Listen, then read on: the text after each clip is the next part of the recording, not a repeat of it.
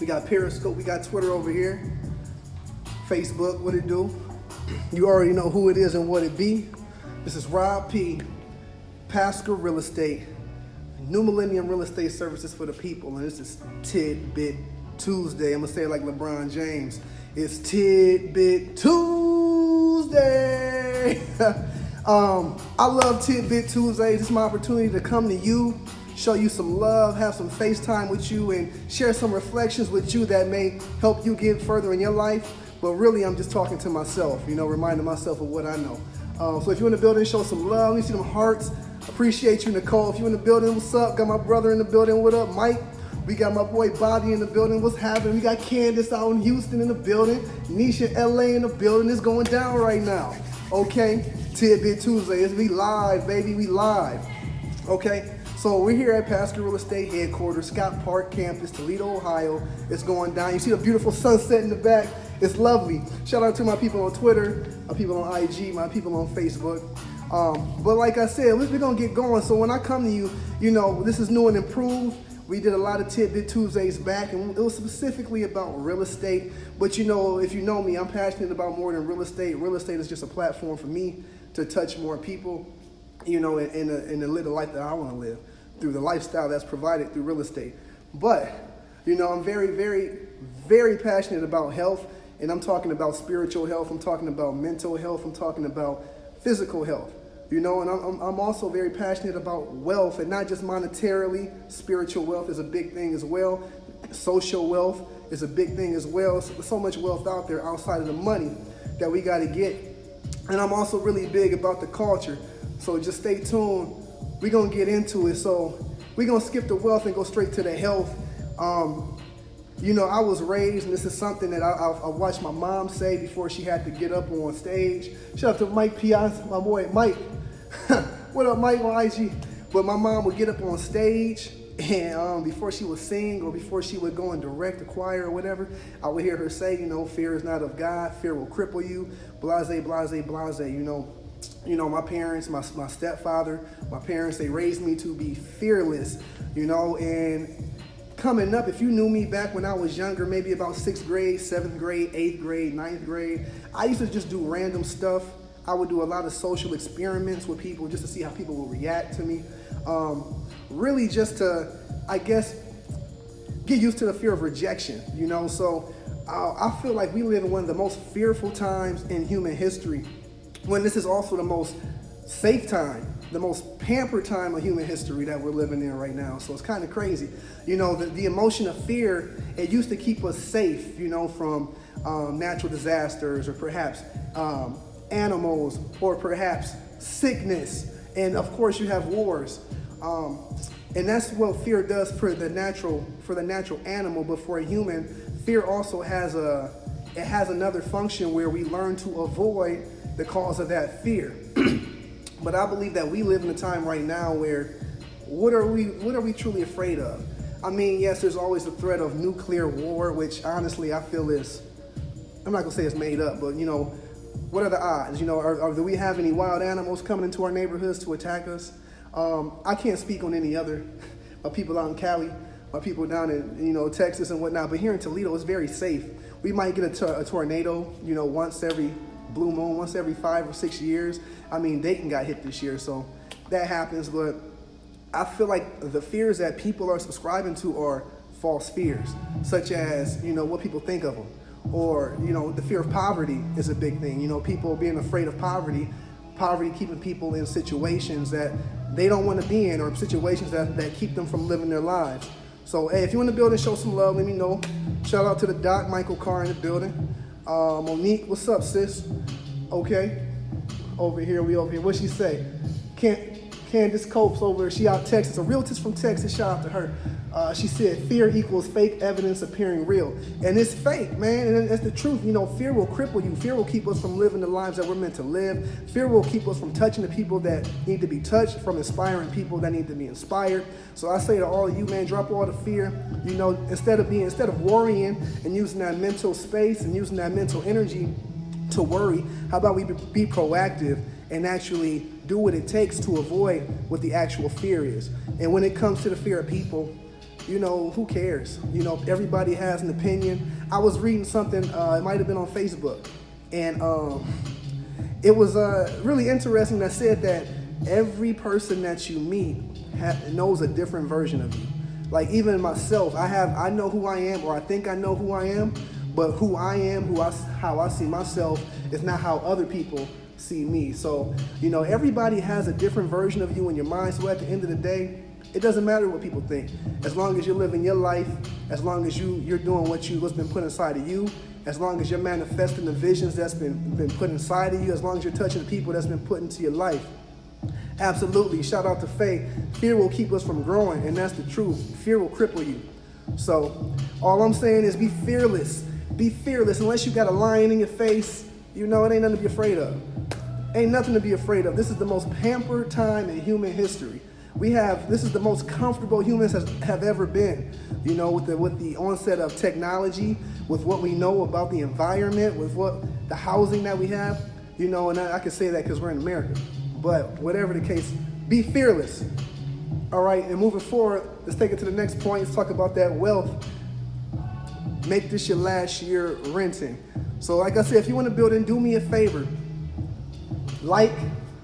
Hit that notification when I pop up. Hit the notification to receive that. Let me see those likes, shares. Shout out to Tara, one of the, she helped me originate Tidbit Tuesday just off a random conversation. Shout out to Athena, my people in the building, my cousin Keenan, what's up?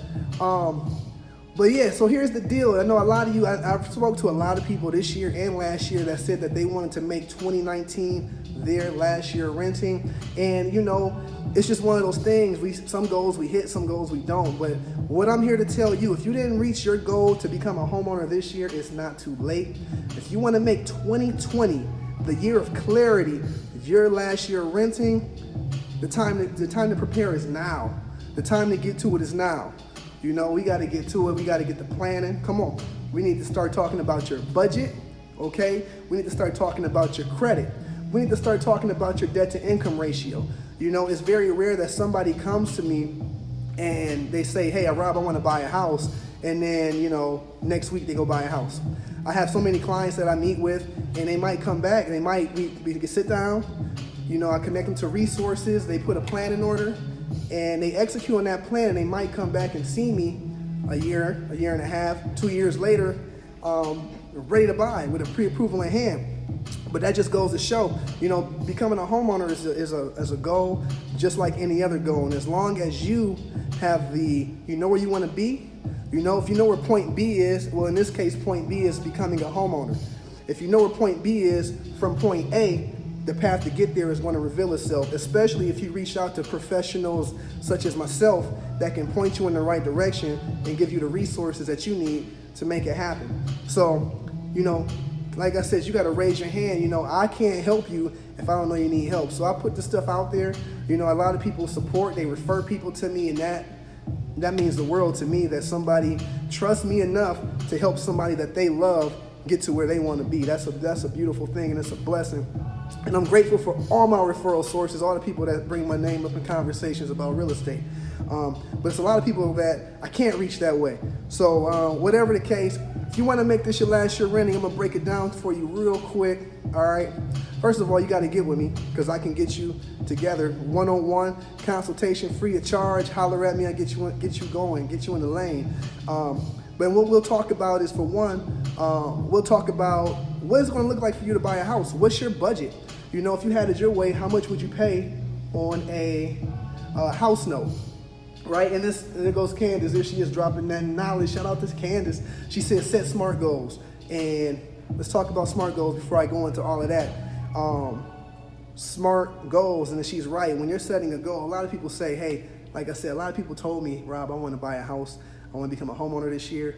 And it didn't happen. And why? It's because they didn't set SMART goals. Shout out to my guy, Chris Bunn, taking it back to our Excel days. Zola 7. Running around South Africa, living our lives, realizing our true power in the motherland. Shout out to my guy, Chris. Toledo in the building. Whatever the case, SMART goals. What are SMART goals? Goals that are specific. Okay, a specific goal. It's not just broad, but it's broken down specifically. It's measurable. There's a way to measure it, measure your progress. Something that's attainable. Okay? It's not far out. You need something that's realistic, and you need something that's time oriented. And if you have all those factors in place when you set a goal, then that's what it's going to be. So instead of saying, hey, I want to purchase a home, I want to become a homeowner, which, I mean, it's a specific goal, but there's so much that goes into it. So what does it mean to say I want to become a homeowner? It means that, for one, you need to be financially fit. It means, okay, you're going to have a budget, and you're going to have a budget, and you're going to stick to that budget. And in your budget, every dollar that you make has a name on it. Every dollar that you make has a place to go before you even make it. Whether that's into savings, whether that's into a cash envelope for entertainment, whether that's into your rent, whether that's to your car note, insurance, whatever have you. You know, you're gonna have those dollars are already gonna be spent with a budget, and you're gonna stick to that budget. So, okay, now instead of saying I want to become a homeowner, I wanna have my budget in order, and I wanna follow that budget, right? So boom.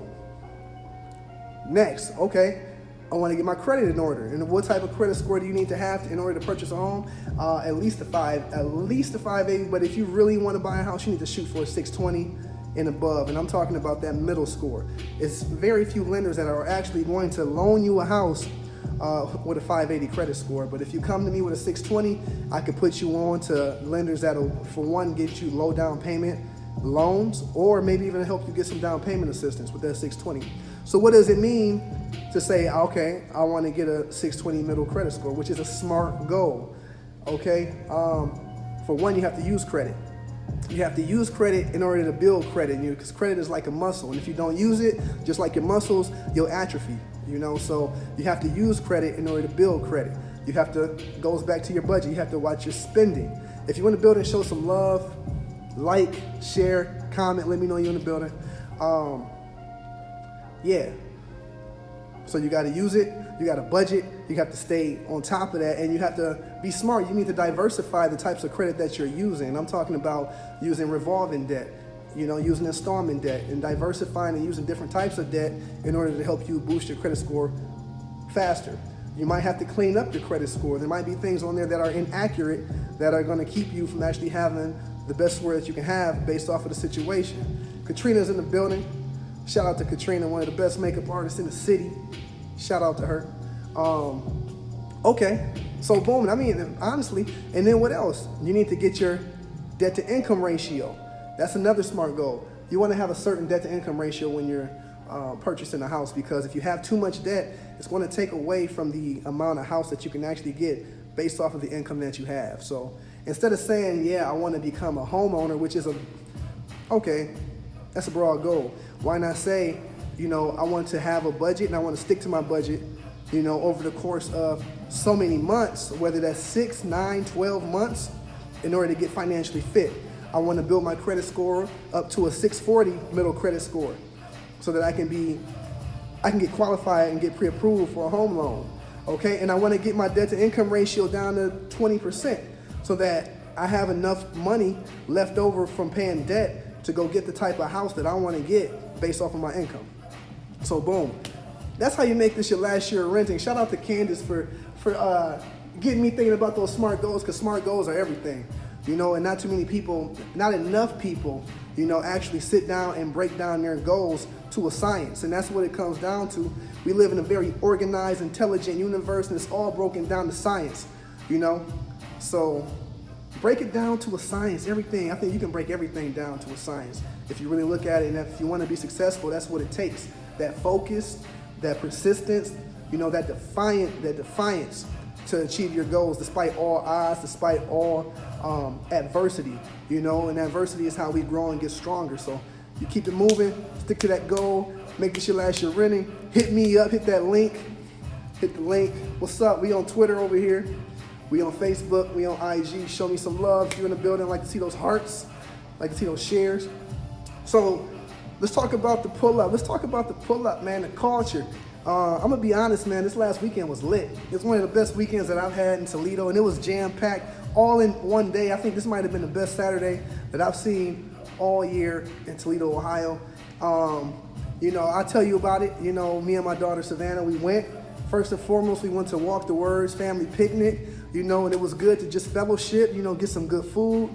I'm going live and they calling me.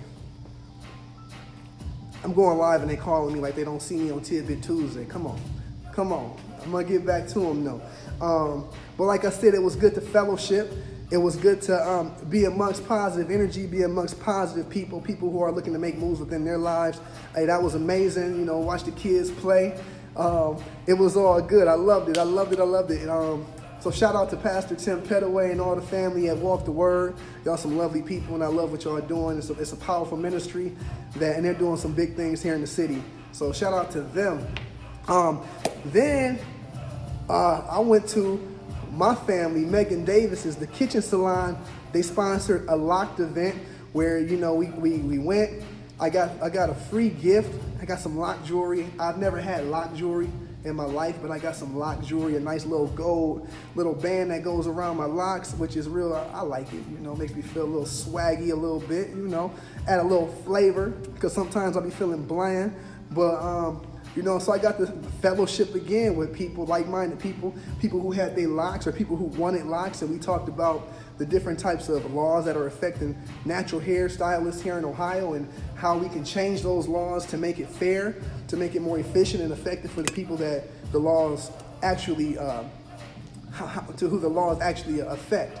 You know, so, you know, somebody, and we talked about this, for instance, in Ohio, in order to actually be a loctician or to braid hair, you got to go through and do all the hours that a certified cosmetologist has to do, even though you're not dealing with those chemicals, you know, even though you're not dealing with those techniques. You know, something that we're brought up doing in our homes, especially black women, you know, braiding hair, twisting hair. You know, they're not able to legally go into a shop or have their own shop and make money because they don't have a state license to do something that they've been doing since birth, you know. So that's just some of the topics that we talked about, and there is a pathway. There are some states that are liberated when it comes to natural hair, and I think it's, as somebody I'm a natural brother, as you can see, you know, I think that we need to attack that as a people, because we need to liberate, man. This is a movement. I rock my locks, I rock my hair because it's a reflection of who I am, a physical manifestation of who I am, and also for me, it gives me evidence of my evolution as a person, as a human, you know. And I started my locks 7 years ago, where I had a buzz cut. You know, those that know me back in the day, man, I never really had hair. I kept it really low. So to grow from that to be here where I'm at right now, you know, it's just a testament of not only just my growth physically, but also my growth spiritually and my growth mentally. And not to mention, it's like my antenna, you know, having more surface area here helps me to attract more energy.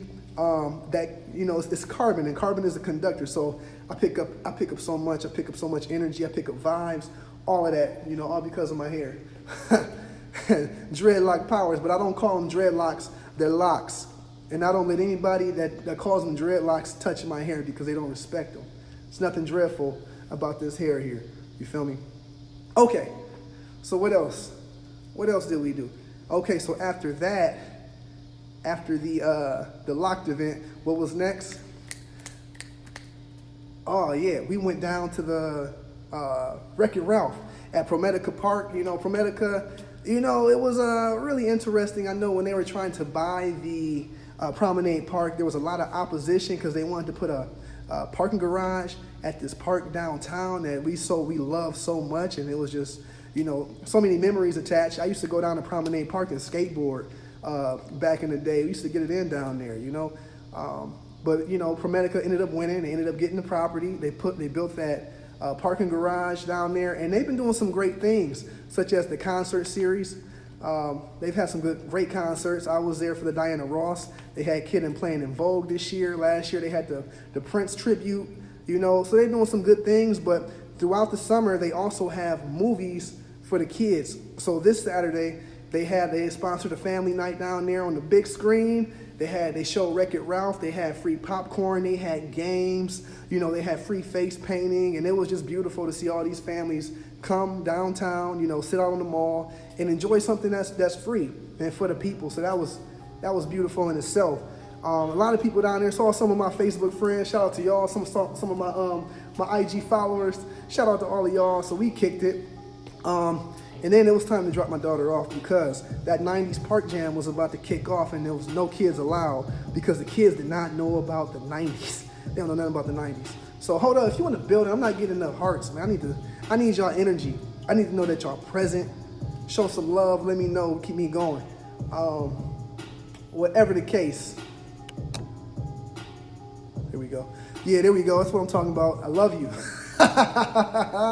Absolutely. Yes, yes, yes.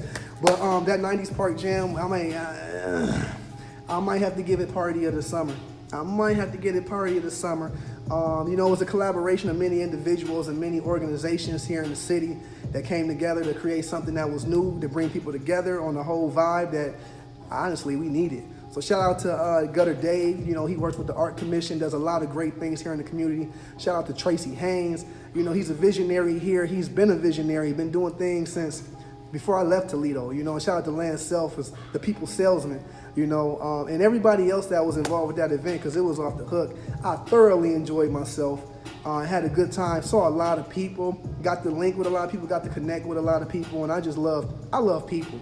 You know, I'm an ambivert. You know, honestly, I am an introvert, but I love people. So, I mean, if you give me a Briggs-Myers test, I'm going to be one tick on the extrovert side more so than I am on the introvert side. So I get my energy from myself, but when I'm in crowds, man, it's just like, I love it. I love it. And I love what I saw Saturday. It was beautiful. You know, people was out there dancing. People was out there kicking it. It was all love. And that's what I love to see here. So that was actually my pull-up pick of the week, that 90s Park Jam, and it was a hit. And I can't wait for the next one. So what's my pull-up pick for the week? The Adams Street Block Party. Adams Street is having a block party on Saturday. It starts at 4, it goes to 2 a.m. And if you're from Toledo, you already know how it goes down on Adams Street. You got Wesley's popping off. You got Carlo Poco Loco popping off. You got the Attic. You got Manos popping off. You know, so much that pops off. You got the Truth Art Gallery that's on Adams Street. So on Adams Street, Saturday, starting at 4 to 2 a.m., they're going to have a block party. They're going to have food. They're going to have games. They're going to have a dunk tank. It's going to be $5 entry to get into all the bars on Saturday. It's going to be a hell of a time. So you know me. If you know me, I like to have fun. That's where I'll be. That's where I'm going to pull up, and I hope you pull up too. Hope to see you there. It's going down.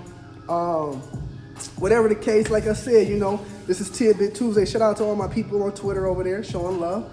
People on IG over here, and all my people on Facebook. You already know who it is and what it be. This is Rob P. Stay tuned, man. I'm coming with the heat every week. Tidbit Tuesday. Back like I never left, because I didn't leave. I just was focused on some other things, trying to set this foundation for these monuments that we building. These monuments of success and empowerment and enrichment and growth and power. You feel me? So you already know who it is and what it be. This is Rob P. Pascal Real Estate.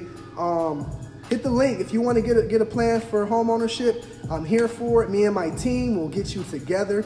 If you know somebody that wants to sell a house, they need to liquidate, they want to move, get with me too, because what I can do is let them know how much they can expect to get for the property in today's market. And I'll be in Columbus in a week.